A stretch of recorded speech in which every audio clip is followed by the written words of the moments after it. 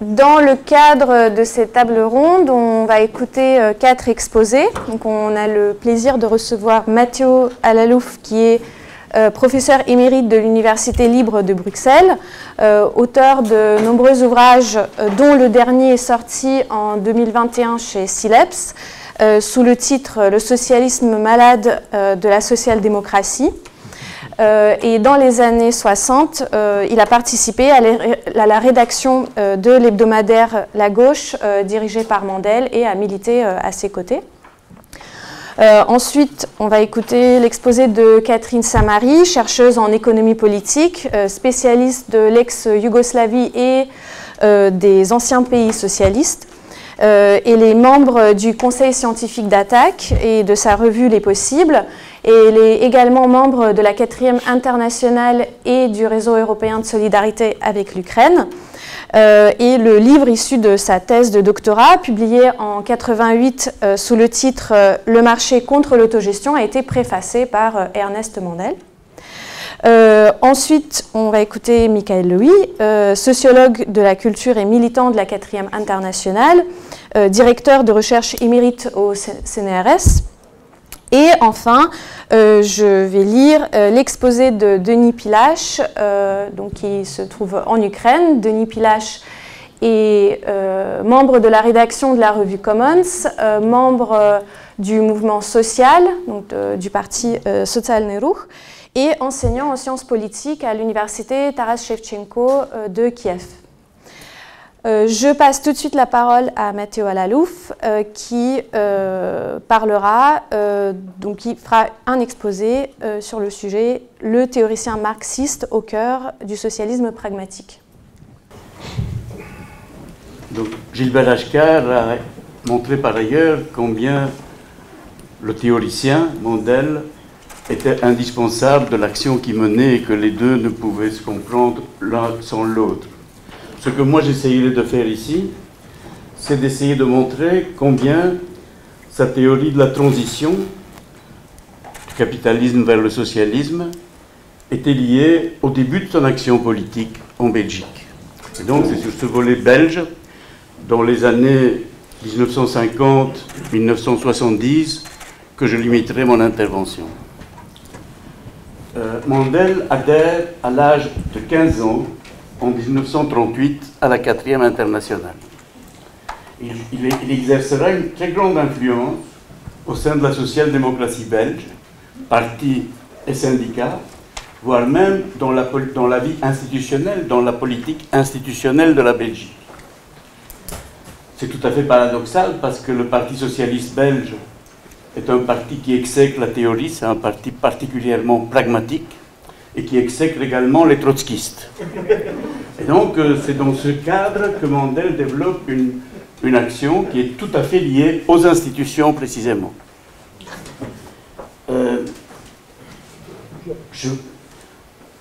Cette action est indissociable, bien sûr, de la politique ontriste de la 4e internationale.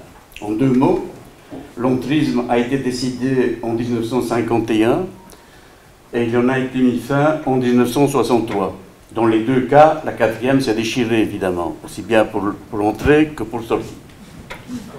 L'entrisme consistait à prôner l'adhésion de membres de groupes trotskistes squelettiques à des grands partis ouvriers, communistes dans certains cas, socialistes dans le cas qui nous occupe ici, de leur pays, en vue de développer une aile gauche, tout en demeurant clandestins, c'est-à-dire en rusant, dissimulant, et si nécessaire, en niant leur appartenance à une organisation trotskiste. Le trotskisme belge, connu malgré ses très très faibles effectifs, ces moments culminants pendant la période où elle a pratiqué l'entrisme.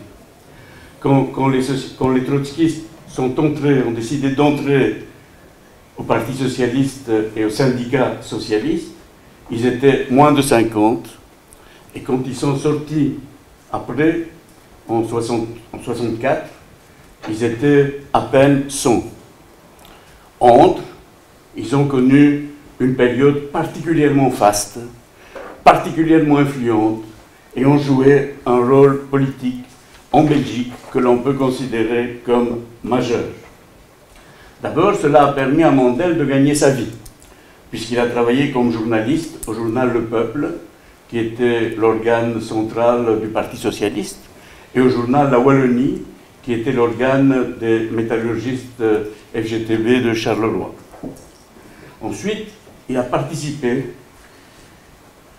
à ce que l'on a appelé la commission Renard.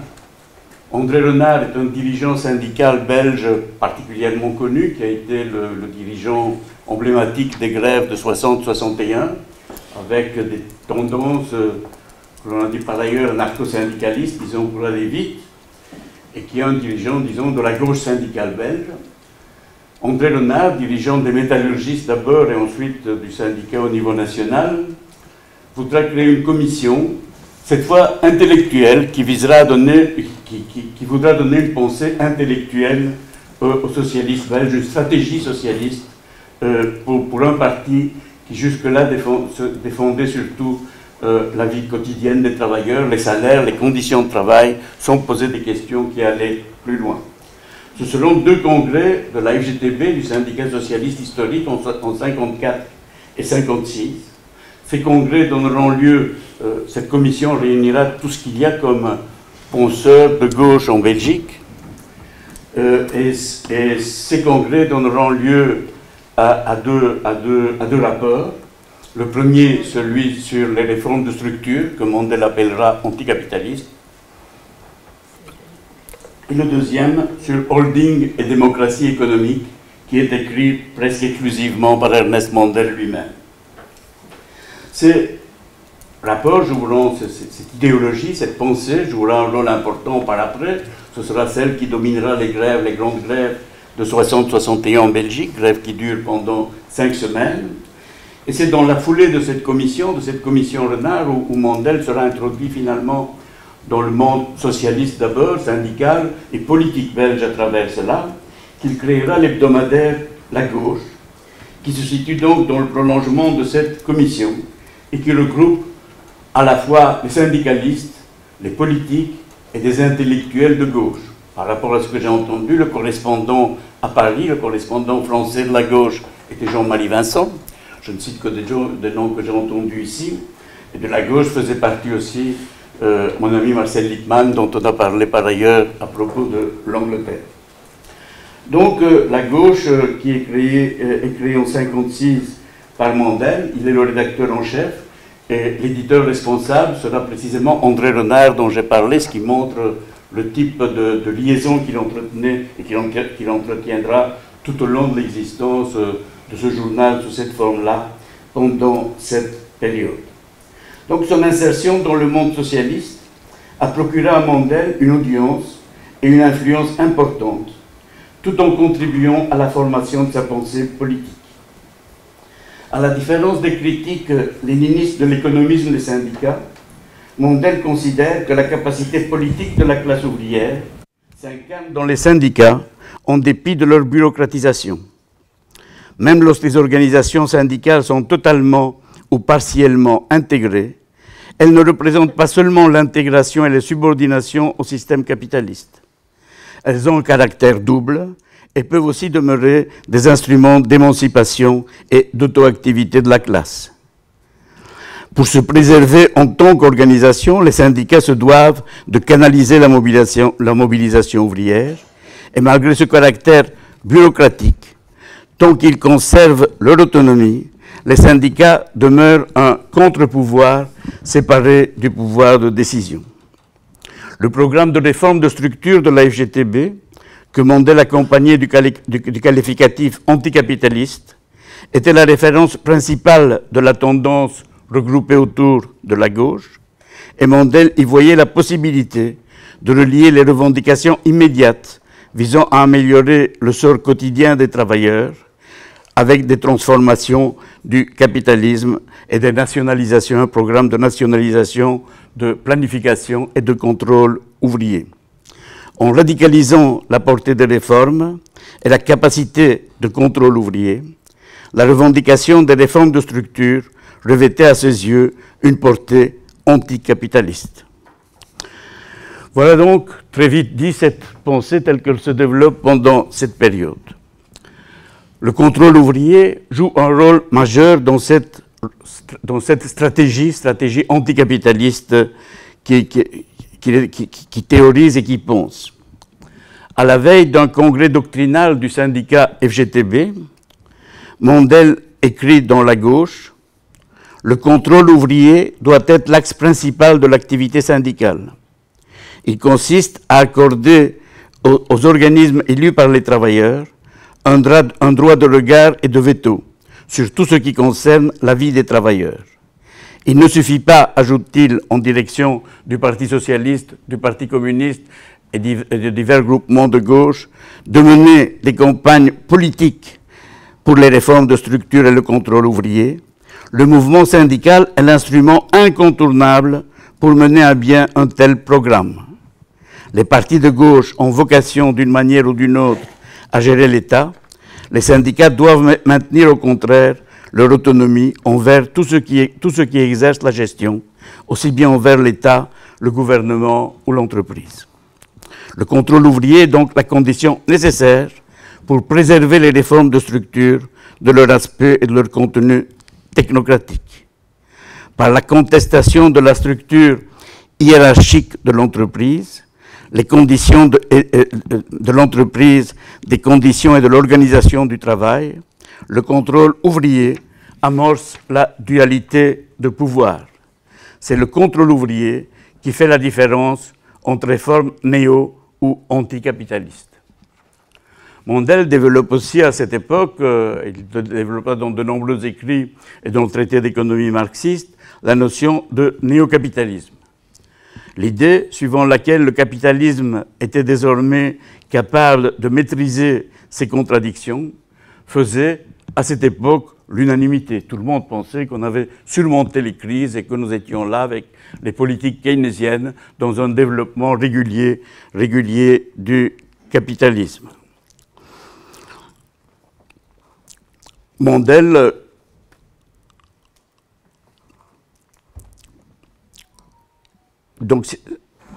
conteste cette idée. Selon lui, les choses restent ouvertes avec le néo-capitalisme. Il se peut que le capitalisme se nourrisse des réformes et se renforce, mais sa fin est également possible. Donc on est là dans cette indétermination. Il n'est pas dit que le capitalisme se renforcera et se perpétuera, mais l'inverse n'est pas plus sûr non plus. Donc existe un syndicalisme autonome, soutient Mondel. Les offensives périodiques du patronat pour la modération salariale créent les conditions objectives favorables à l'éclatement de conflits sociaux qui peuvent mettre en question le régime capitaliste. Tirant les leçons des grèves de l'hiver 60-61 en Belgique, Mondel soutient qu'en augmentant les besoins des travailleurs, les syndicats peuvent souder moralement la classe ouvrière. Les revendications salariales créent à la place du minimum vital physique, le minimum vital culturel et social. Ce sont précisément ces conquêtes sociales qui augmentent la confiance et la conscience de la classe des travailleurs. C'est ainsi que les secteurs les plus combatifs pendant les grèves de 60-61 étaient aussi ceux qui avaient, conquis des salaires élevés. Je voulais faire une petite incise sur Gortz, mais je ne la ferai pas. Voilà. L'autogestion, l'auto-organisation et le parti révolutionnaire. À partir de l'expérience des grèves en Belgique, Mondel théorisera l'auto-activité et l'auto-organisation des salariés comme éléments moteurs de l'émancipation dont le syndicat et le parti d'avant-garde seraient les instruments indispensables. À la suite de Rosa Luxembourg, dont il faisait une lecture quasi libertaire, Mondel ira plus tard jusqu'à accepter l'idée selon laquelle le prolétariat parvient, par sa propre expérience historique, à son émancipation. Ainsi professait-il la nécessité d'auto-émancipation du prolétariat à partir d'une vision moins léniniste qu'anarcho-syndicaliste des capacités créatives des travailleurs en action. Progressivement, suivant sera le Rosa Luxembourg pour qui il avait une admiration sans borne, la défense de la révolution russe par Mandel s'accompagnera de critiques qui allaient s'approfondir jusqu'à discuter la position de Lénine et de Trotsky. Il reconnaîtra ainsi que Rosa Luxembourg avait mieux perçu que Lénine la nature de la bureaucratie. Sa confiance dans l'auto-activation de la classe ouvrière le conduisait, comme l'explique Daniel Ben Saïd, à accorder une place exclusive à la démocratie ouvrière et à ses traductions en termes de dualité du pouvoir, en minimisant la force et les capacités de la démocratie parlementaire. Sa priorité était cependant, à côté de cette vision libertaire finalement des choses, sa priorité restait la construction d'un parti révolutionnaire d'avant-garde. Faisant référence au que faire de Lénine, Mandel avait l'habitude de dire qu'il y a plusieurs conceptions du parti, mais la conception léniniste est la seule qui confère un rôle révolutionnaire au parti. En conséquence, chaque fois qu'il s'agira de rendre compte des échecs des mouvements sociaux, Mandel en attribuera la cause à l'absence d'une direction révolutionnaire. Ainsi,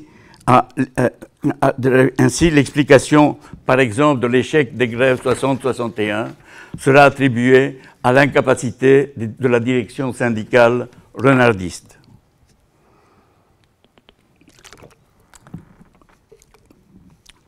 Lorsque Mandel considère les conditions objectives propices à une situation révolutionnaire, il en attribue l'échec à l'absence des conditions objectives, c'est-à-dire à l'absence des conditions subjectives, c'est-à-dire d'une direction révolutionnaire. Comme le note Ben Saïd ici aussi, si le facteur subjectif n'est pas ce qu'il devrait être, ce n'est pas en fonction de certaines limites relatives à la situation et au rapport de force collective, mais parce qu'il est sans cesse trahi de l'intérieur. En conséquence, le volontarisme de Mandel est alors exacerbé et il n'est pas prémuni de la paranoïa de la trahison qui affecte tant de groupes révolutionnaires. Enfin, mon dernier point, dans un article programmatique pour la gauche européenne publié en 1965 dans la Revue internationale du socialisme, Mandel décrit les conséquences des contradictions du néo-capitalisme sur le mouvement ouvrier. Une longue phase de plein emploi conduit à des hausses constantes de salaire qui finit par menacer le taux de profit. Il en résulte pour la bourgeoisie la nécessité de limiter ou d'abolir l'autonomie de négociation salariale des syndicats pour préserver ses profits. De là découle aussi la nécessité pour le capital d'intensifier le travail pour économiser la main-d'œuvre. Cette contradiction devient, selon Mandel, explosive pour le néo-capitalisme en raison de l'impossibilité d'une augmentation constante et harmonieuse du pouvoir d'achat des salariés. Elle débouche en conséquence sur une crise profonde du syndicalisme dont l'issue imprévisible ne serait pas forcément son intégration au capitalisme. Alors en conclusion, je dirais que le syndicalisme en Belgique, historiquement, subordonné et dominé au parti, c'était la partie la plus conservatrice du socialisme, c'était bien les syndicats dans la période qui va jusqu'à la fin, jusqu'à la dernière guerre. Donc, avec le congrès, après-guerre, et en particulier à partir des congrès de 54 et de 56 de la FGTB dont j'ai parlé, le syndicat renoua avec l'autonomie et la radicalité dans les années 50-60. Le programme de réforme de structure et de contrôle ouvrier avait renouvelé et rendu vigueur au mouvement ouvrier belge. Mandel avait été un acteur majeur de ce tournant. Il avait pris la mesure d'un renouveau du capitalisme, dominé désormais par les liaisons financières structurant les groupes d'entreprises, ce qu'il appelait à l'époque les holdings, et du potentiel, voire du rôle irremplaçable du mouvement syndical pour lutter contre le capitalisme. Il en avait tiré une conception quasi libertaire du syndicalisme et du contrôle ouvrier. Il n'a pu cependant concilier cette conception du syndicalisme avec la nécessité d'une direction et d'un parti révolutionnaire, sans recourir à une forte dose de volontarisme. Pour ses partisans comme pour ses adversaires de l'époque, Mandel incarnait la fidélité à Marx et son renouveau. Il est parvenu à transmettre l'héritage de la culture socialiste d'avant-guerre à une génération venue à la politique dans les années 60. Un héritage théorique et une pratique militante qui permettait, selon les mots de Daniel Ben Saïd, de penser au présent les métamorphoses du monde.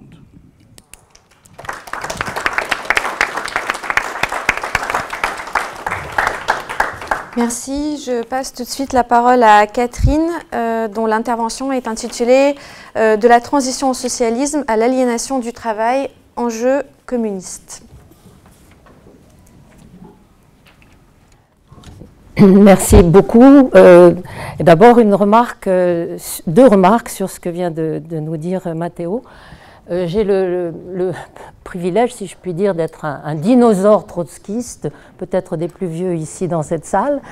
Et quand j'ai adhéré en 1963 à la 4e internationale, un des thèmes récurrents sur lequel parlait Ernest, c'était la grève de 1960-61, pour nous ouvrir l'esprit à l'idée que la classe ouvrière n'était pas intégrée dans ce capitalisme développé, qu'il fallait s'attendre à de grandes luttes. Deuxième remarque, tu as dit qu'il était journaliste et j'incite à découvrir, comme j'ai découvert récemment, un article remarquable qu'il a écrit, des articles remarquables qu'il a écrits en tant que journaliste sur les grandes grèves de l'Allemagne de l'Est de 1953, qui est tout à fait remarquable. Oui, voilà, tout à fait remarquable. Bon, enfin, ça c'était des remarques par rapport à ce que tu dis, qu'ils font une transition vers ce que je veux faire, avec tout de même une remarque encore préalable, qu'est-ce que je ne veux pas faire ou peux pas faire. Il y a eu un premier colloque que Gilbert Achcar avait déjà coordonné, dans lequel j'ai fait donc un chapitre, ensuite il y a une présentation, mais un chapitre qui s'intitulait « Mandel et les problèmes de la transition au socialisme ». Donc je ne veux pas répéter ça, c'est en ligne, vous pouvez le récupérer. Et dedans, notamment, j'y introduisais plusieurs thèmes, dont un certain nombre, je pense qu'il faut prolonger aujourd'hui. Toute discussion qui rend hommage à Ernest Mandel se doit à la fois, bien sûr, de rendre compte de ce qu'était sa pensée, de discuter de ses erreurs ou de nos erreurs potentielles ou réelles, mais surtout d'essayer d'y travailler et de voir comment ça se relie à des débats actuels. Donc j'ai commencé ça dans le précédent colloque, notamment avec bilan des expériences et de l'évolution de la pensée d'Ernest Mandel sur les sociétés de transition au socialisme et sur le socialisme, avec notamment le débat Aleknov et Mandel que j'évoque là-dedans, sur lequel je ne reviendrai pas ici. Et j'évoque également, mais je pense que ça il faudra le reprendre et peut-être on verra avec Gilbert sur les publications après ce colloque-ci, un des thèmes que je ne développe pas non plus maintenant parce que je suis obligée de sélectionner et qui était introduit déjà dans ce premier colloque. C'était les débats sur la nature de ces sociétés, les débats avec les concepts conflictuels, et qu'est-ce que la restauration capitaliste permet de tester, d'enrichir, de modifier par rapport à ces débats conceptuels. Et là, on a le recul évidemment qu'Ernest Mandel n'avait pas, et c'est notre travail à nous, dans le prolongement, et en critique évidemment de ces visions optimistes sur ce qui se passait là-bas, mais en essayant de comprendre qu'est-ce qui s'est passé et qui est au-delà de simplement il n'y a pas eu de réaction sociale. C'est beaucoup plus compliqué. Donc je ne le développe pas. Je signale aux camarades que ça intéresse, donc j'ai fait quelques contributions là-dessus, dont une récemment publiée par le journal Solidarité Suisse, où je reviens explicitement sur la question pourquoi, qu'ils m'ont posée, pourquoi est-ce que la bifurcation de 89-91 ne s'est pas faite dans le sens que nous attendions, et qu'Ernest Mandel attendait, mais qu'on attendait aussi avec lui, sur la révolution politique, et disons dans un sens d'approfondissement d'une révolution socialiste, et non pas d'une restauration capitaliste. Donc j'ai avancé quelques éléments de contribution à ce débat qu'il faut qu'on ait, avec une approche comparative de ce qui s'est passé en Chine, en Russie, en Europe de l'Est, et avec la différence cubaine qui est intéressante. Alors sur quoi du coup je vais parler, puisque je ne parlerai pas de ça. Je vais revenir sur donc Bon, je vais partir de la fin, si l'on veut, du débat, de ce que j'avais introduit dans le précédent colloque, et de la fin de la problématique d'Ernest, en partant d'un texte d'Ernest Mandel qui m'avait laissé, qui est un manuscrit de 88, dans lequel il fait le tour donc d'une douzaine d'expériences des pays se revendiquant du socialisme et dont il tire quelques leçons. Alors je commencerai donc par citer 6 leçons qu'il tire, qui feront des liens. Puis je reviendrai sur la conclusion du précédent colloque sur Mandel sur les éléments d'actualisation de la pensée sur les enjeux du socialisme, en remontant sur un enjeu majeur qui a été évoqué tout à l'heure dans d'autres débats pour Ernest Mandel sur les questions de l'émancipation des travailleurs et l'aliénation, la désaliénation, avec le bouquin qui a été évoqué sur la formation de la pensée économique et du débat avec Althusser, dont je parlerai notamment à propos de la présence d'Ernest Mandel dans les débats, d'une part ce qu'a évoqué Jeannette, mais aussi en Yougoslavie, et Michael le sait puisqu'il y a participé également. Alors, le premier point sur donc très rapidement, quelques leçons qu'Ernest Mandel lui-même tire de l'examen qu'il fait de toutes les expériences, de la Révolution d'octobre jusqu'à Cuba, donc en passant par la Chine, etc. Alors, je vais très vite. La première, j'aurais voulu pouvoir accompagner sa première leçon du grand rire aux éclats d'Ernest, qui accompagnait souvent ses interventions. La première, c'est, il dit, il n'existe pas de solution miracle à ces problèmes.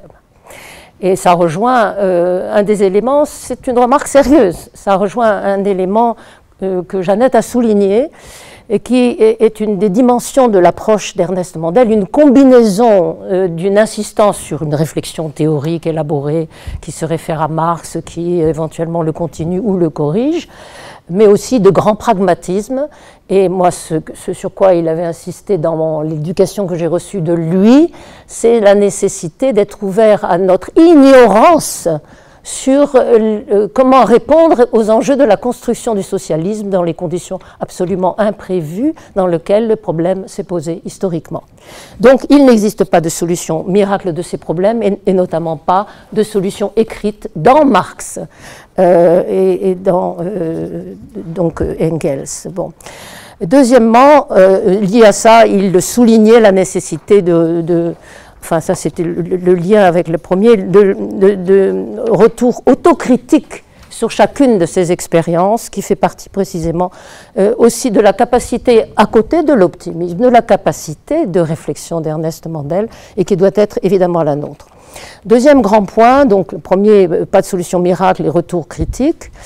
Dans toutes les expériences passées, le problème des rapports avec le marché mondial, avec l'économie capitaliste internationale, ne peut pas être escamoté. C'est évidemment un point central, qui reste central pour toute rupture révolutionnaire qui surgirait aujourd'hui dans un environnement capitaliste redoutable, et sur lequel il impose évidemment des éléments de protection et de distinction entre ce qu'exprime le marché capitaliste mondial et ce sur quoi un pays qui rompt avec le capitalisme doit prendre des décisions, si possible, autonomes, bien que sous contrainte. Troisième remarque, par rapport à un débat récurrent qui est encore présent d'ailleurs au début de ce texte d'Ernest et dans beaucoup de ses textes, sur une certaine forme d'orthodoxie marxisme qui a été dépassée depuis, c'est la fameuse articulation et dialectique entre le développement des forces productives et la transformation des rapports de production, et l'idée que une des contradictions majeures des sociétés de transition, c'est que les forces productives ne sont pas suffisamment développées pour pouvoir précisément réaliser une planification socialiste. Et entre parenthèses, c'était un des débats avec Bettelheim. Bon.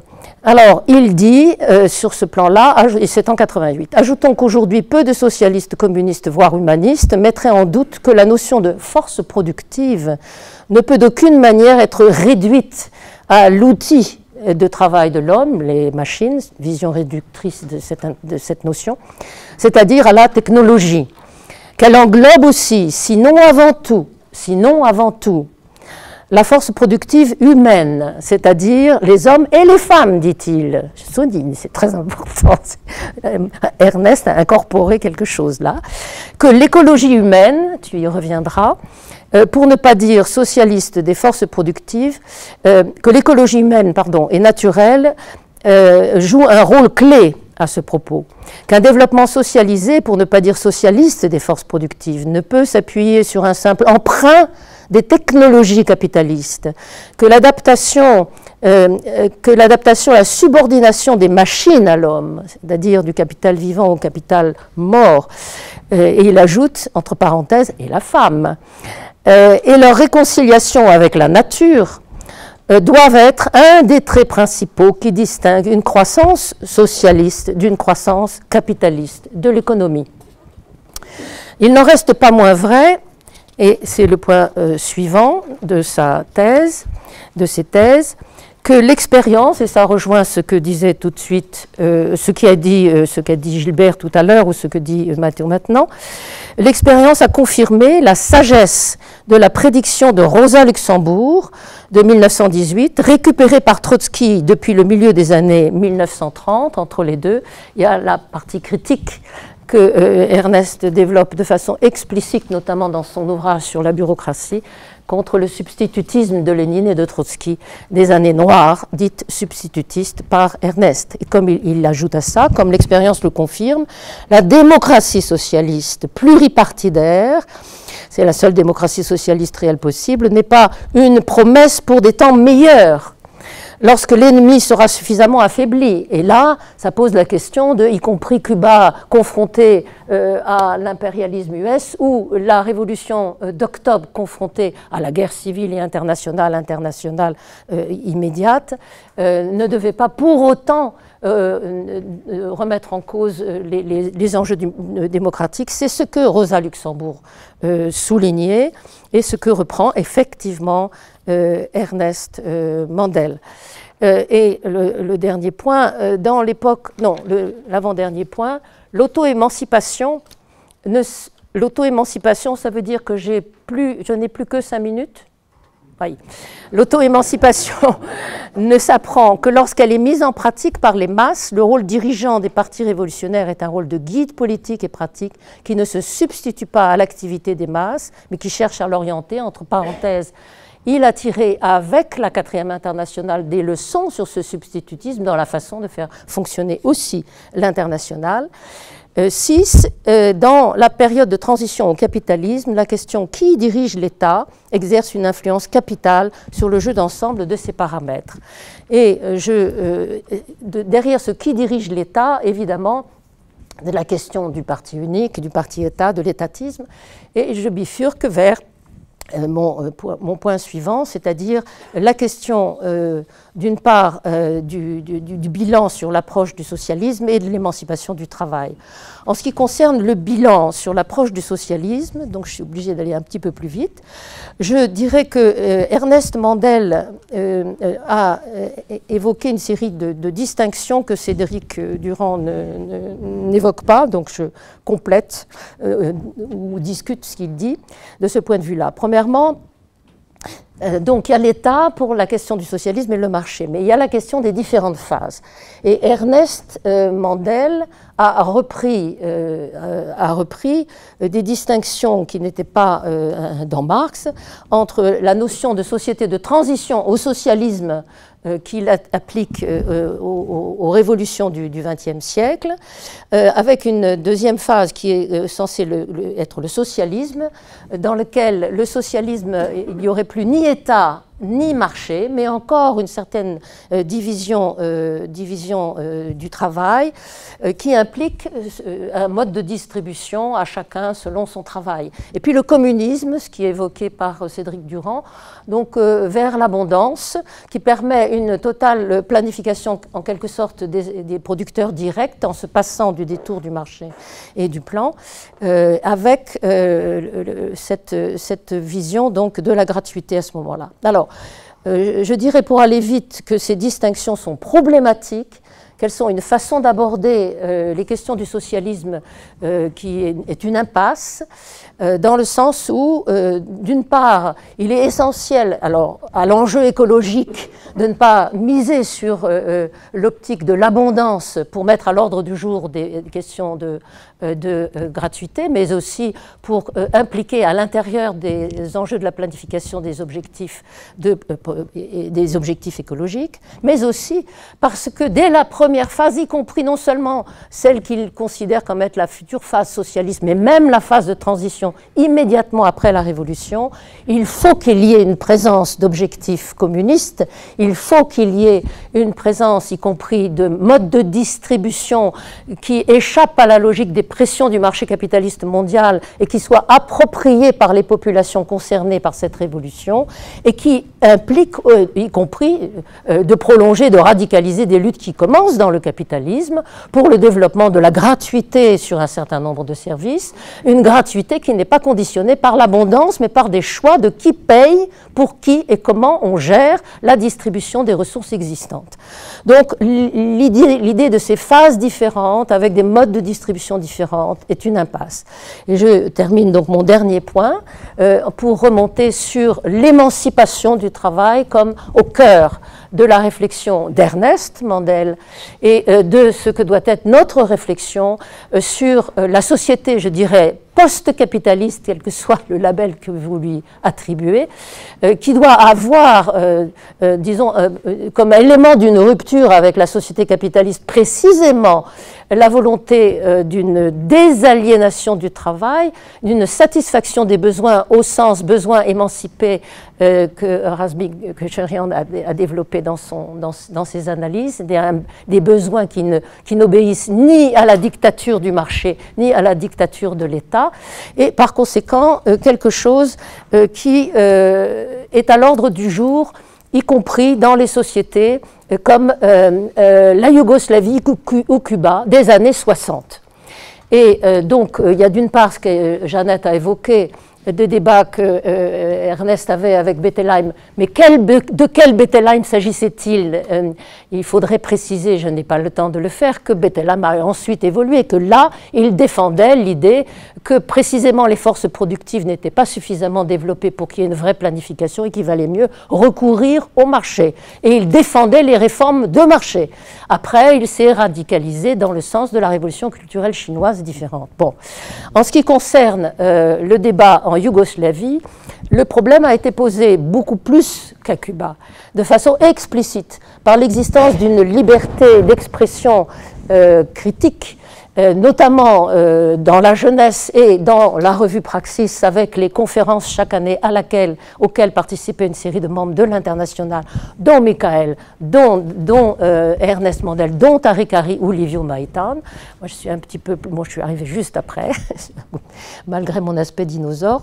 Et le débat avec Praxis, qui était critiqué par la gauche, mes camarades et amis de la gauche slovène althusériens, qui avaient un sectarisme radical contre Praxis, parce que Praxis se réclamait du jeune Marx d'une certaine façon, pas avec une coupure épistémologique entre le jeune Marx et le Capital. Et là, ce que Ernest a développé contre Althusser dans ce bouquin sur la formation de la pensée économique de Karl Marx explicite le type de débat qu'il avait avec les Yougoslaves marxistes de Praxis sur le fait que, évidemment, l'aliénation de l'homme n'était pas quelque chose d'ahistorique, n'était pas quelque chose désincarné par rapport aux sociétés concrètes, que dans le capitalisme, et c'était l'apport spécifique de Marx par rapport au jeune Marx, le Marx du Capital, c'est d'analyser évidemment la plus-value et l'exploitation capitaliste, mais que même après la remise en cause de la domination capitaliste, le problème de l'aliénation du travail, pas de façon ahistorique, dans le nouveau contexte, se posait. et que par conséquent, il fallait l'aborder. Or, Althusser n'était pas prêt à l'aborder et considérait que cette introduction de l'autogestion, tout ça, c'était en fait comme le capitalisme. Donc là, on bascule vers la révolution culturelle chinoise, la Chine de Mao qui se réclame de Staline contre Khrouchtchev. Or, Staline avait dénoncé la révolution yougoslave comme étant précisément bourgeoise en réalité, et la pénétration des titistes bourgeois dans le mouvement ouvrier. Bref, il y a un méli-mélo idéologique et un sectarisme des althussériens contre l'introduction de l'autogestion yougoslave. Et je termine sur le fait que la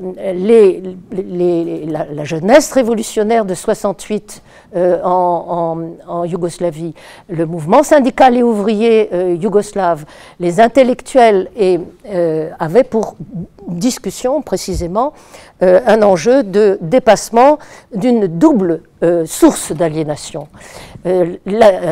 Après la remise en cause du capitalisme. Et Ernest Mandel insistait beaucoup sur le fait que marché ne signifiait pas capitalisme. Le capitalisme, c'est le marché généralisé avec un rôle spécifique de la monnaie qui se transforme en capital, avec un marché du travail, un marché du capital, un marché des biens et services.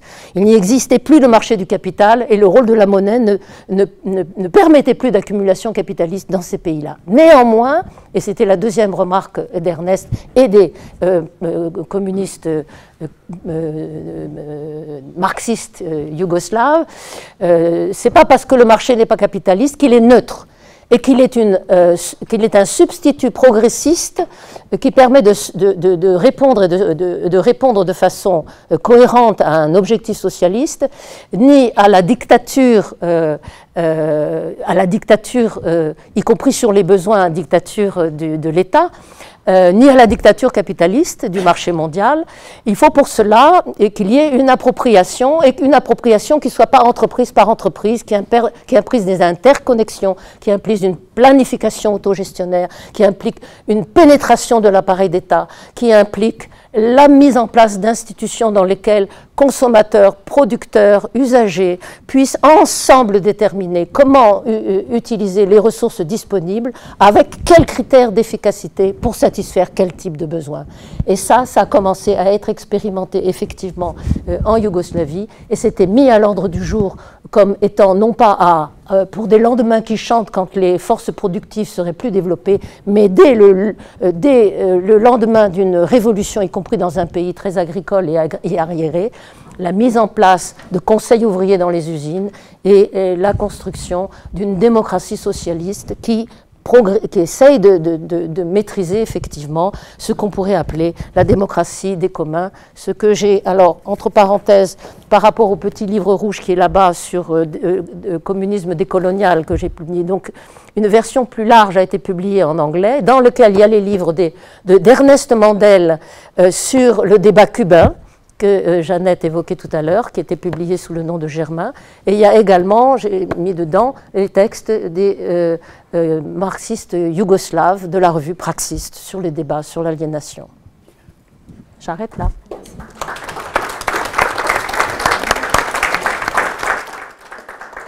Alors, je passe la parole à Michael Louis. Son intervention est intitulée « Ernest Mandel, précurseur de l'écosocialisme ». Bien. Bon, mais Catherine a déjà introduit le sujet, hein, c'est-à-dire de la façon dont Ernest posait déjà le problème du rapport à la nature, hein, dans le projet socialiste. Bon, mais il faut dire que l'intérêt de Mandel pour les questions écologiques ne se manifeste pas tout de suite, hein, c'est surtout à partir des années 70. Si on prend, par exemple, son ouvrage classique de 1962, Le traité d'économie marxiste, bon, il n'y a pas beaucoup d'écologie, hein, franchement, il n'y a pas beaucoup d'écologie. Mais il y a une idée intéressante qui est tout à fait actuelle, hein, c'est même actuel maintenant et pas il y a 5 ans, hein, qui est déjà posée par Ernest, mais pas dans un contexte écologique, l'idée d'un arrêt de la croissance. Voilà ce qu'il écrit. Hein. Lorsque la société disposera d'un parc de machines automatiques suffisamment ample pour couvrir tous ses besoins courants, il est probable que la croissance économique, entre guillemets, sera ralentie ou même momentanément arrêtée. L'homme, je dirais l'être humain, complètement libre de tout souci matériel et économique, sera né. Fin de citation. C'est beau, hein? C'est tout l'humanisme révolutionnaire qui est vraiment un fil conducteur de la pensée de Mandel qui s'est traduit ici. Donc il y a cette idée que dans le socialisme, on peut arrêter la croissance économique. C'est assez étonnant, hein? C'est presque la décroissance écosocialiste qui est annoncée là. Mais évidemment, pour le moment, il n'est pas question d'écologie. En fait, c'est à partir des années 71-72, quand apparaissent, suite à mai 68, les premiers mouvements écologiques en Europe, et à la suite aussi de la lecture de certains ouvrages pionniers de l'écologie marxiste, qui sont les travaux de Elmar Altvater en Allemagne, Harry Rothman en Angleterre et Barry Commoner aux États-Unis. Harry Rothman était trotskiste d'ailleurs, pas les autres deux. Hein. Bon, c'est à partir de ce moment-là qu'il va commencer à intégrer la dimension écologique dans ses réflexions. Et le chemin qu'il va suivre, c'est un chemin complexe, avec des avancées, des reculs, des contradictions, mais, disons, c'est une prise de conscience croissante de l'importance et de la gravité du défi écologique et des questions qu'il pose pour le socialisme révolutionnaire, les socialismes marxistes.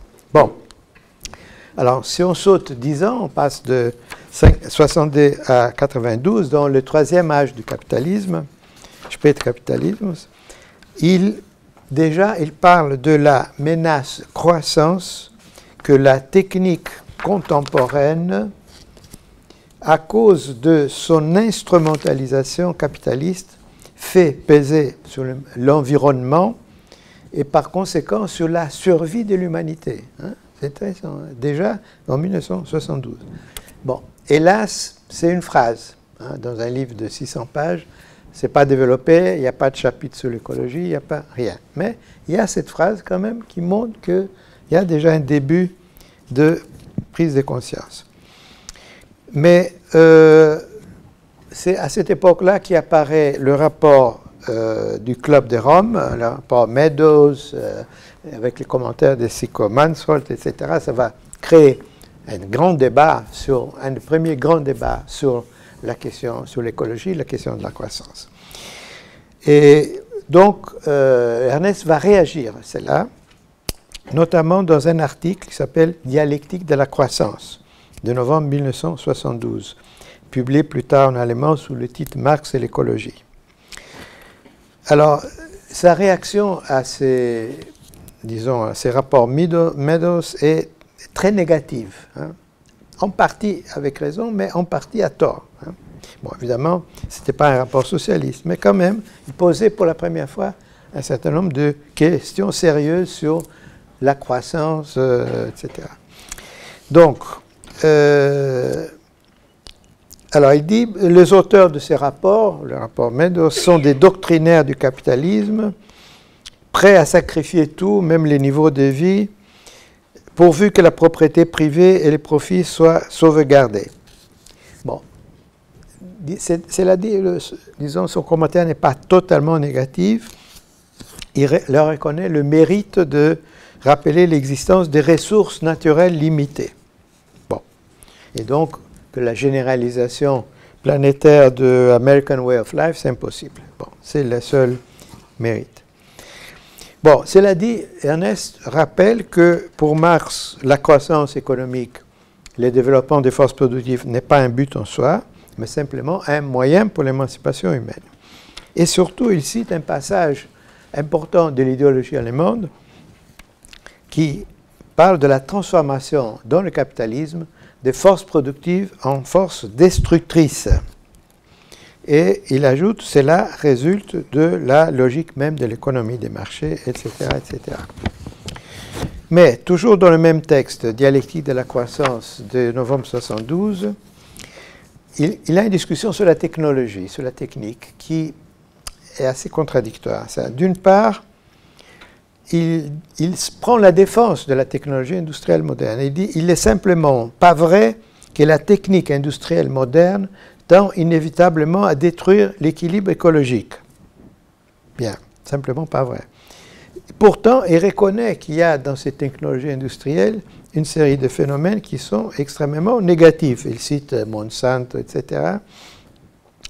Et bon, il parle que dans la perspective socialiste, il y aurait le développement d'une autre technologie. Donc, on a encore avec cette idée, on garde l'industrie, bon, moderne, mais on change la technologie. Bon, c'est, disons, une réflexion qui reste encore limitée. Et il ajoute, la solution, c'est donc pas la pénurie, c'est pas l'ascèse, c'est pas la réduction drastique du niveau de vie, comme propose le rapport du Club de Rome, etc., mais de planifier la croissance. Donc il faut la croissance, mais elle va être planifiée. Et donc l'option croissance zéro, elle est rejetée par lui, totalement inacceptable. Donc voilà, maintenant, quand même, ce qui est important, ce qui est intéressant, c'est que pour lui, la croissance, c'est la croissance de la qualité de vie, du temps libre et de la richesse des rapports sociaux, et pas l'accroissement du revenu intérieur brut, du PIB. Non? Donc, quand même, là, il y a une prise de distance qui est intéressante. Mais bon, je pense que Brigitte Manoff a raison, qu'il manque à cette étape, disons, une critique du système industriel moderne en tant que tel. Bon. Bien, on saute encore une dizaine d'années à peu près. Ça s'est fait par saut, hein, il progresse par saut de chaque une dizaine d'années. Comment? Ni de court ni long. Moyen, des cycles moyens. Donc, en 1981, il y a des journées sur l'écologie à Madrid, que Jaime Pastor a mentionné. D'ailleurs, je ne connaissais pas le texte de Mandel sur ça, c'est Jaime qui me l'a envoyé il y a quelques jours, et c'est effectivement un texte très intéressant. Hein. Et c'est là où Ernest Mandel reconnaît les potentiels destructeurs des technologies contemporaines qui s'est développé de formes exponentielles, devenant une menace terrifiante pour la survivance et la civilisation humaine ou simplement de l'espèce humaine. Ça, c'est vraiment très important. Déjà en 81, bon, voilà une prise de conscience de l'enjeu qui est la survivance de l'espèce humaine. Bon.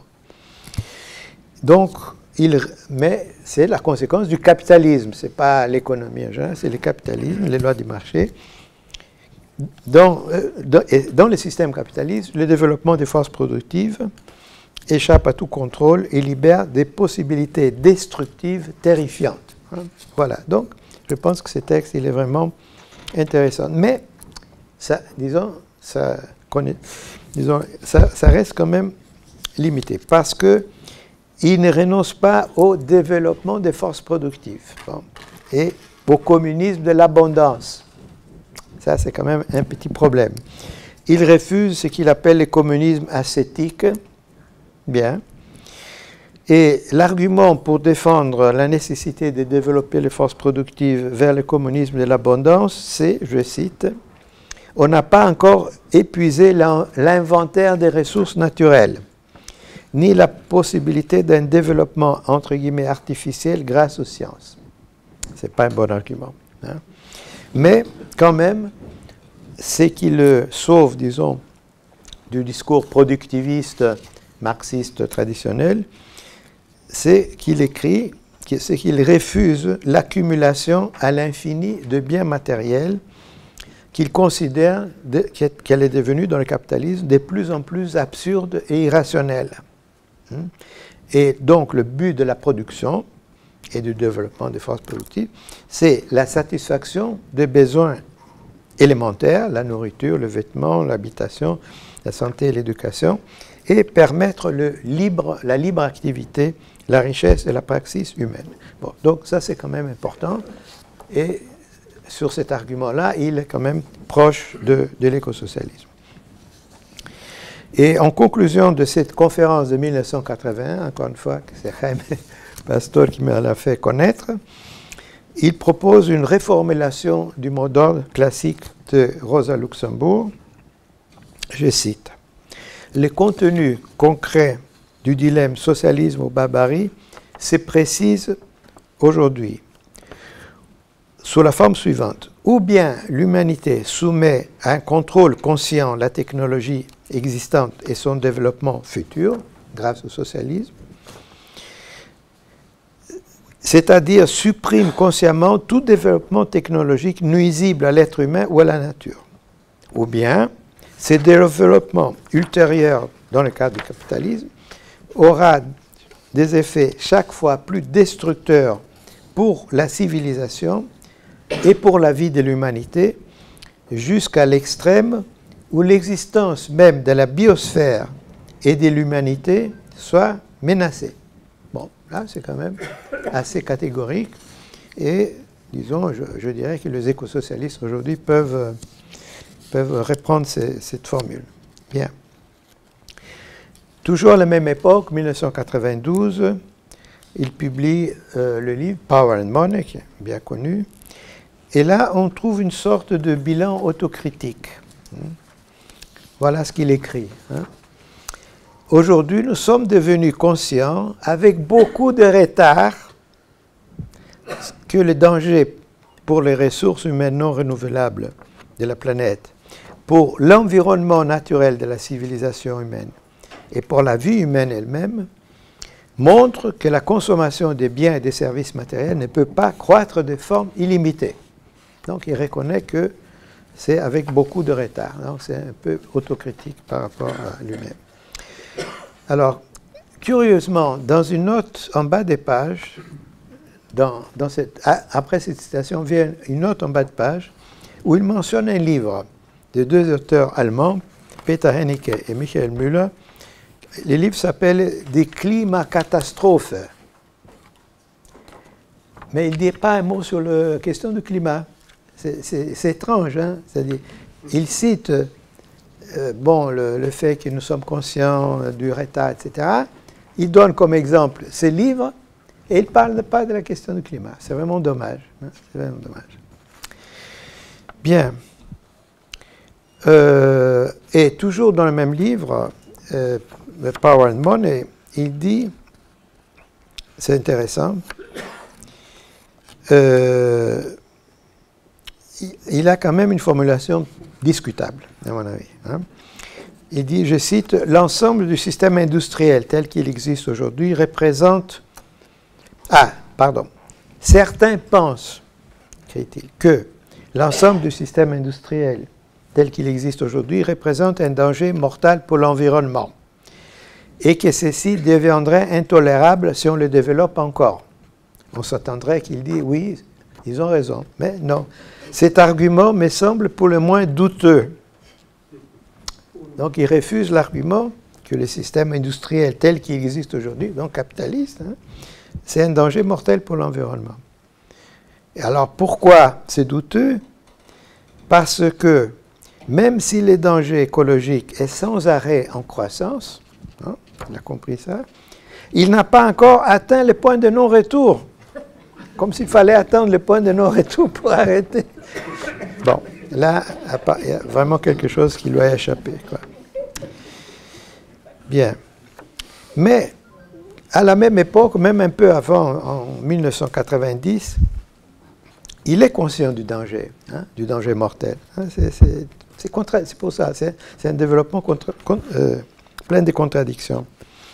Alors il dit, je cite là, c'est un article de 1990, je n'ai pas la référence là sous la main. Voilà. Depuis le début du XXe siècle, et commençant avec Rosa Luxemburg, les marxistes ont eu raison de résumer l'avenir de l'humanité avec la formule socialisme ou barbarie. Aujourd'hui, le choix est devenu socialisme ou mort.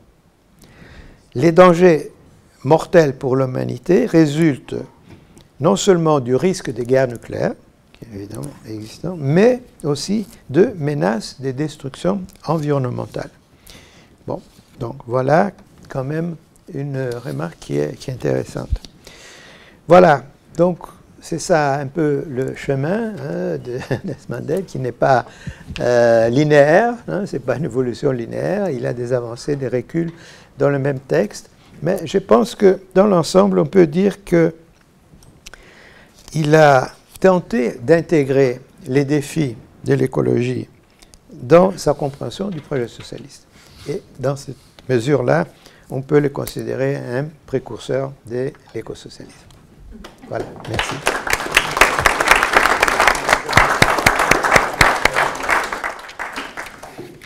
Alors, pour terminer ces tables rondes, je vais lire le texte de Denis Pillache et on remercie Pénélope Dugan d'avoir fait la traduction depuis l'anglais, qu'il adresse depuis l'Ukraine. Chers camarades, je vous remercie de m'avoir sollicité et de m'avoir donné l'occasion d'adresser ce discours depuis l'Ukraine à l'occasion du centenaire d'Ernest Mandel à propos de l'héritage de l'un des principaux penseurs marxistes du XXe siècle. Aujourd'hui, alors que le peuple ukrainien résiste à une invasion russe à grande échelle depuis plus d'1 an, nous ressentons vivement la division de la gauche internationale sur les questions de la guerre défensive de l'Ukraine et de l'impérialisme russe, ou plus généralement non occidental. D'une part, nous sommes frappés par le manque d'empathie, par le remplacement de l'analyse en termes de classe des circonstances spécifiques, par des abstractions géopolitiques simplifiées, par des clichés dogmatiques que l'on observe non seulement dans les courants staliniens et post-staliniens, mais aussi dans d'autres courants contaminés par le mode de pensée campiste. Mais d'autre part, nous sommes infiniment reconnaissants de la solidarité et de l'internationalisme réel dont font preuve un grand nombre de personnes et d'organisations au sein de la gauche mondiale et du mouvement ouvrier. Parmi eux, la 4e internationale et les groupes affiliés qui s'inscrivent dans la continuité de la tradition d'Ernest Mandel. Ernest Mandel lui-même était solidaire des forces révolutionnaires et populaires du monde entier, y compris dans notre région d'Europe centrale et orientale, tant à l'époque soviétique qu'après l'effondrement du bloc de l'Est. Il n'y a pas si longtemps, à l'occasion du 50e anniversaire de la mort de Roman Rozdolski, nous avons traduit dans Commons un hommage rédigé par Ernest Mandel, l'un de ses proches camarades. Alors, Rozdolski était le fondateur du Parti communiste d'Ukraine occidentale, défenseur de l'opposition de gauche et des communistes ukrainiens persécutés par Staline, survivant du camp de concentration d'Auschwitz où il a été jeté par les nazis pour avoir sauvé des enfants juifs, et éminent universitaire à qui l'on a refusé un poste dans les universités américaines en raison de l'hystérie anticommuniste de l'époque. Il était probablement le marxiste ukrainien le plus connu à l'étranger après la Seconde Guerre mondiale, mais il n'a toujours pas été découvert et reconnu dans son Ukraine natale. Mandel estimait quant à lui que Rozdolski était l'économiste le plus proche de lui sur le plan théorique et politique. C'est pourquoi il a dédié son ouvrage phare, Le troisième âge du capitalisme, à Rozdolski, et regrette de ne pas avoir pu poursuivre avec lui les discussions qui ont grandement contribué à la rédaction de ce livre. Son éloge de Rozdolski qui, je cite, « durant toute sa vie est resté fidèle à la cause de l'émancipation de la classe ouvrière et de la révolution socialiste internationale, et dans les années les plus sombres de notre siècle turbulent a assuré la continuité de la tradition théorique du marxisme révolutionnaire », peut s'appliquer à Mandel lui-même.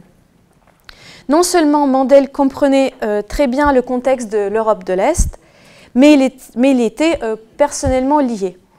Ses parents étaient des juifs polonais de gauche et son père connaissait personnellement plusieurs révolutionnaires communistes tués lors des purges de Staline. Ce lien, cette expérience, ainsi que l'atmosphère générale de l'entre-deux-guerres, marquée par la menace fasciste et surtout par la guerre civile en Espagne, ont fait de lui un internationaliste convaincu, un opposant au nazisme et à sa source, le capitalisme. Très jeune au moment où éclate la Seconde Guerre mondiale, Mandel était déjà impliqué dans le mouvement socialiste révolutionnaire, à la fois antifasciste et anti-stalinienne. Cette position critique incarnée par la 4e internationale de Trotsky, position que Mandel défendrait tout au long de sa vie, en l'enrichissant par des réflexions face aux nouveaux défis de l'époque. Donc cette position critique incarnée par la 4e internationale serait celle de Mandel, serait celle que Mandel défendrait tout au long de sa vie en l'enrichissant par des réflexions originales face aux nouveaux défis de l'époque. Ne doutant pas un instant de la victoire sur l'Allemagne nazie, Mandel a participé activement à la résistance, se retrouvant à plusieurs reprises au bord de la mort. Ses recherches ultérieures sur la signification de la Seconde Guerre mondiale offrent une analyse nuancée de ces différents aspects qui comprenaient également les guerres justes de libération nationale des peuples colonisés d'Afrique et d'Asie, ainsi que des guerres de libération menées par les mouvements de résistance,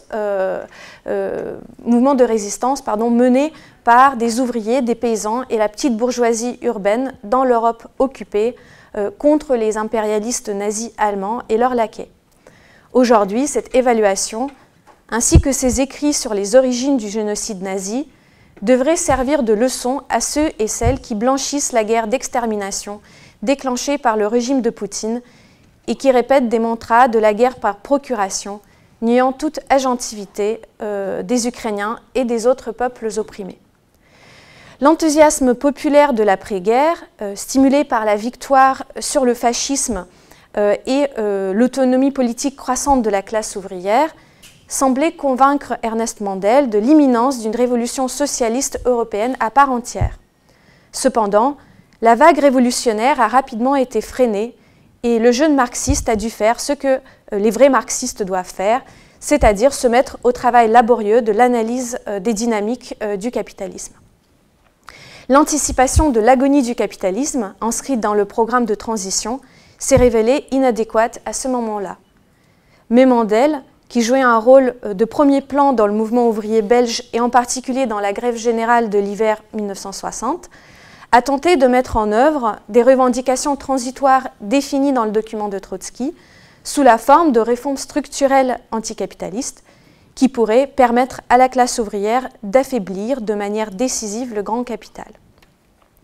En cherchant à comprendre comment fonctionne le capitalisme tardif et comment le dépasser, en s'interrogeant sur la dynamique de la lutte des classes et la modification des formes de domination des classes, Mandel a laissé un riche héritage de travaux à l'intersection de la théorie économique et politique, de la sociologie, de l'histoire et de la philosophie, qui n'ont rien perdu de leur pertinence aujourd'hui. En faisant dialoguer l'approche matérialiste historique avec les données de la science économique dans ses livres Théorie de l'économie marxiste, Le troisième âge du capitalisme et Power and Money, Mandel a probablement laissé l'œuvre le plus important en économie politique marxiste de la période après-guerre. Il pouvait se tromper sur des points de détail, mais il a su prédire avec une grande décision les tendances générales du capitalisme contemporain. Sa contribution la plus importante concerne les racines de la stabilité relative du capitalisme après la Seconde Guerre mondiale, pendant la période qu'on appelle les 30 Glorieuses. Son application de la théorie des ondes longues a partiellement résolu le débat des années 1920 entre Kondratiev et Trotsky, en combinant des éléments des deux points de vue sur la nature de ces cycles. Il a également permis à Mandel de prévoir dans les années 60 que l'étape suivante de la quatrième onde allait bientôt se terminer. Oui, le capitalisme n'a pas connu une mort immédiate, il a fait preuve des capacités d'adaptation, incorporant des compromis sociodémocrates dans les conditions historiques spécifiques. Mais ce modèle avait ses propres limites, et après la défaite de la vague révolutionnaire de 68, qui tentait de dépasser le capitalisme, il a finalement été remplacé par un modèle néolibéral. D'autres thèmes de l'économie mondiale sur lesquels Mandel s'est penché, comme les échanges inégaux entre le Nord et le Sud, l'inégalité sociale mondiale et le pouvoir croissant des entreprises multinationales semblent encore pertinents aujourd'hui. Si le fondamentalisme du marché a prouvé son échec dans la crise post-2008, conduisant à des politiques particulièrement sévères d'austérité et l'attaque contre la classe ouvrière dans le monde entier, tout en conservant néanmoins son hégémonie, nous devons, dans notre quête d'alternative au capitalisme, revisiter la pensée de Mandel sur l'économie planifiée démocratique. Après la Seconde Guerre mondiale, Mandel est devenu le plus jeune membre du secrétariat international de la 4e internationale. Avec d'autres camarades, il a été confronté à la tâche difficile de reconstruire le mouvement trotskiste physiquement détruit par la guerre, la terreur fasciste et stalinienne.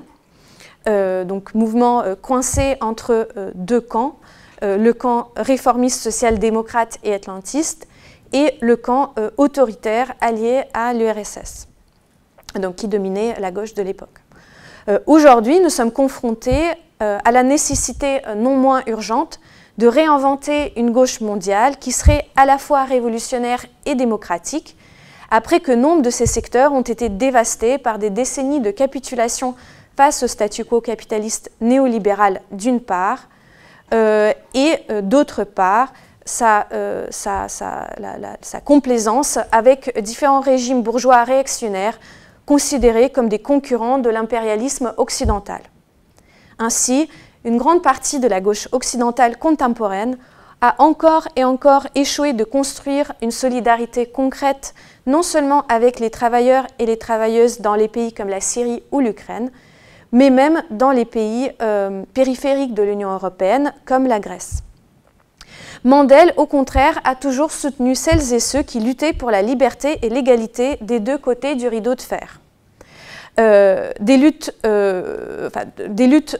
anticoloniales en Asie, en Afrique et en Amérique latine, au mouvement pour un socialisme émancipateur à l'ouest et à l'est.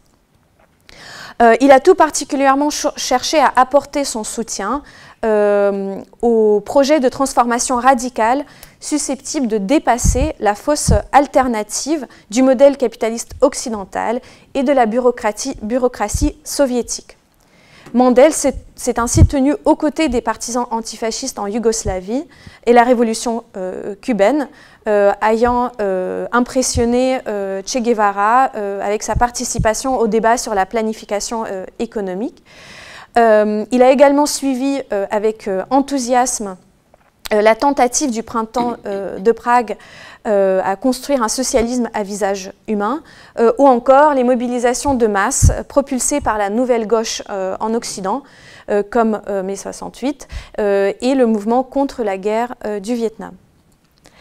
Le soutien de Mandel aux dissidents de l'Europe de l'Est s'inscrivait dans le cadre de son engagement plus large en faveur de la construction d'un mouvement socialiste international fondé sur des principes démocratiques et humanistes. Il pensait que le socialisme ne pouvait être construit qu'avec la participation des travailleurs et des travailleuses et que la lutte pour le socialisme était inséparable de la lutte pour la liberté. Il entretenait des contacts avec des dissidents progressistes, tant dans les pays de l'Europe de l'Est qu'à l'étranger, notamment avec notre ami et camarade Marko Boytsoun, donc le socialiste ukrainien décédé en mars de cette année. Le rôle de Marko Boytsoun en tant que porteur de la continuité révolutionnaire entre plusieurs générations de la gauche ukrainienne peut être comparé à celui d'Ernest Mandel dans l'Europe après-guerre, où il était étroitement lié à la jeunesse de la nouvelle gauche dans les années 1960. À la fin de son hommage à Rozdolski, publié en 1968, Mandel évoque l'émergence d'une dissidence dans la République populaire de Pologne et dans la République socialiste soviétique d'Ukraine. Pour lui, il s'agissait d'une renaissance de l'opposition communiste de gauche, autrefois éliminée par la terreur stalinienne. En effet, Jacek Kuron et Karol Modzelewski en Pologne, ainsi qu'Ivan Dzuba et Leonid Plouch en Ukraine, ont développé à l'époque une critique du régime soviétique d'un point de vue marxiste. Malheureusement, les dissidents de gauche au sein du bloc soviétique n'ont pas, pour la plupart, pu avoir accès aux ouvrages de Mandel consacrés à la bureaucratie soviétique. Après la répression du printemps de Prague, le mouvement dissident ont généralement abandonné les idées du socialisme démocratique, de sorte qu'après l'effondrement du modèle soviétique, le modèle soviétique a laissé place au capitalisme sauvage. Mandel n'était pas le seul socialiste à être un peu trop optimiste sur la perestroïka et les capacités de l'URSS à se transformer en une démocratie ouvrière ou soviétique réelle. Cependant, immédiatement après son effondrement, il a été l'un des rares à ne pas se résigner face à la situation désespérante des années 1990. Au contraire, son discours au Forum de Sao Paulo de 1992 suggère sobrement que la restauration de la crédibilité du socialisme dans la conscience des millions d'hommes et de femmes de l'espace post-soviétique n'est possible que grâce à un travail quotidien consistant à répondre aux besoins et aux préoccupations immédiates de ces populations. Cela exige également une vision humaniste, féministe, écologiste et autogestionnaire, radicalement démocratique et pluraliste du socialisme, renonçant totalement à toute pratique paternaliste et condescendante. Lorsque nous avons fondé notre organisation politique, le mouvement social, Socialny Ruch, le 1er mai 2015 à Kiev, en présence d'Alain Krivine, donc une autre figure qui nous a beaucoup inspiré et qui nous a malheureusement quittés l'année dernière, nous avons adhéré à ces principes directeurs. Le capitalisme du XXIe siècle nous place en tant qu'humanité devant une menace de destruction encore plus terrifiante, qu'il s'agisse du désastre écologique ou militaire, comme le montrent les nombreuses agressions brutales des grandes puissances prédatrices, de la coalition dirigée par les États-Unis contre l'Irak, aux guerres actuelles menées par la Russie contre les Ukrainiens, la Turquie contre les Kurdes ou l'Arabie saoudite contre les Yéménites. L'évaluation critique et le développement de l'héritage intellectuel et l'exemple personnel de Mandel contribueront à contrer cette menace en développant une nouvelle gauche socialiste internationaliste fondée sur la valeur de la vie et de la dignité humaine. Vive la solidarité dans notre lutte commune pour le socialisme et la démocratie.